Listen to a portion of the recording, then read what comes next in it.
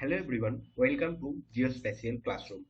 Today I will talk over about how to geotag photo in QGIS. On another video I already discussed how to geotag photo in ArcGIS. Now I will discuss on QGIS. So let's start.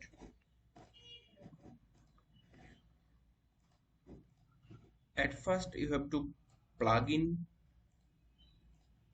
import photos from QGIS.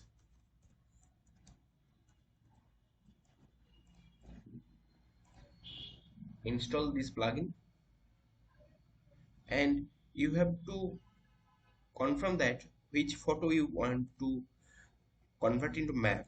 Geotag all have latitude and longitude, so if you want to check, right click on photos and get properties details. After that click on this latitude and longitude. If latitude and longitude not available on this photo, that photo is not valid for geotag.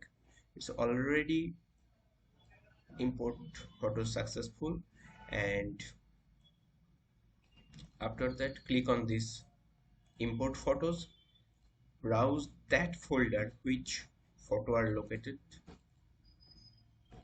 select that folder.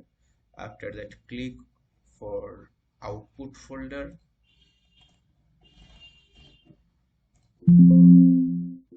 click on OK.